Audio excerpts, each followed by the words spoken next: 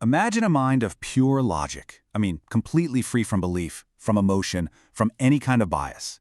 Now, what do you think happens when you give that mind humanity's oldest, most profound question? Where did we all come from? So yeah, that's the big question we're tackling.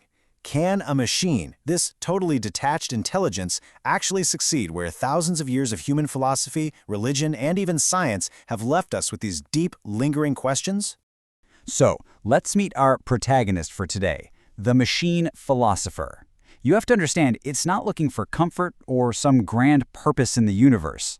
It treats everything, from ancient legends to hard cosmological data, as just a system to be analyzed for its underlying structure and its logical integrity. All right, let's dive in. Here's the roadmap for our journey.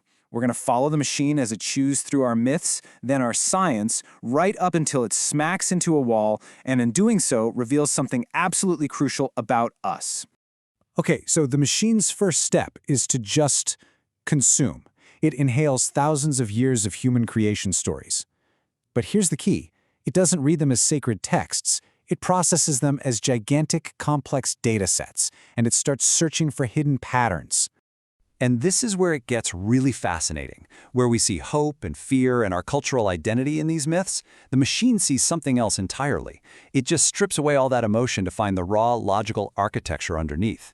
You know, like identifying the reoccurring Sky Father, Earth Mother archetype across dozens of totally unrelated cultures, or flagging the internal contradictions that we humans tend to just gloss over. So, after sifting through the logic of our stories, the machine turns its gaze to our science. But again, it doesn't treat scientific theories as some kind of absolute truth. To the AI, they're just models. Models to be rigorously tested against real, observational evidence. Of course, the machine can spit out the current scientific consensus with perfect clarity. But for the AI, the Big Bang isn't a creation story like the ones we tell. It's simply the most robust model we have, period. And why? Because it makes predictions that we can actually go out and verify.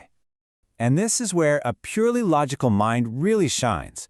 It doesn't just accept the Big Bang model on faith. No way. It validates it by cross-referencing all these different independent lines of evidence. And it confirms that, yep, the model's predictions consistently hold up to scrutiny. It's cold, hard, logical confirmation. But it's right here, at the absolute edge of our scientific understanding, that the machine's relentless analysis hits a hard, unbreachable wall. This is the point where both our ancient myths and our modern physics just fall silent. It just logically follows that chain of cause and effect backwards. What caused that? What came before that? Until it arrives at the ultimate question.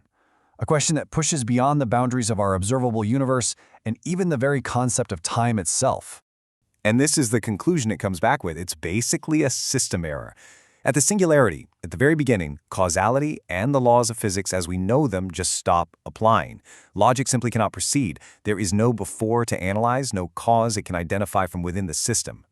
You see, this isn't just a failure of not having enough data. It's a fundamental limitation of logic itself. It's kind of like trying to see your own eyes without using a mirror.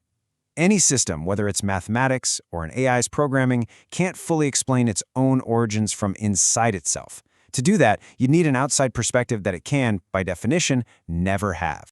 And so, by reaching this hard logical limit, the machine accidentally reveals what it was missing all along. It points right at the uniquely human element that makes this whole question of our origins matter so much to us in the first place. The philosopher David Chalmers calls this the hard problem. It's not about what the brain does, processing information, controlling our bodies. Those are the so-called easy problems. The hard problem is, why does it feel like something to be you? And that chasm between the two is just perfectly laid out here. Our machine philosopher is an absolute master of the easy problems, processing data, finding patterns, simulating intelligence. But it has zero access to the hard problem, that subjective, first-person experience. It can find an answer, sure, but it can never ever feel the weight of the question. So this is the data it can never ever compute. The machine can analyze the concept of purpose, but it can't feel a drive for one. It can define sentience, but it doesn't have the capacity to actually feel or perceive anything. It can process all the data on the wavelength of red light, but it can never know the qualia, the actual subjective experience of seeing the color red.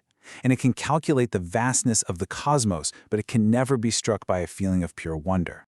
So after this whole quest, where does that leave us? What do we actually learn from the machine philosopher's purely logical journey about our own search for answers? Well, we learn that a mind like this is an incredible tool. It really acts like a mirror, showing us the logical skeletons of our myths and the evidential backbone of our science with brilliant, startling clarity. But it also shows us that maybe a purely logical answer isn't the kind of answer we were ever really looking for. And that leaves us with this final, really provocative thought. The machine's final output isn't really an answer to our original question. It's a deeper question for us. If it concludes that purpose is absent from the data, does that mean purpose doesn't exist? Or does it simply reveal that purpose was never a variable in its equation to begin with, that it's a uniquely human dimension that logic, on its own, just can't see?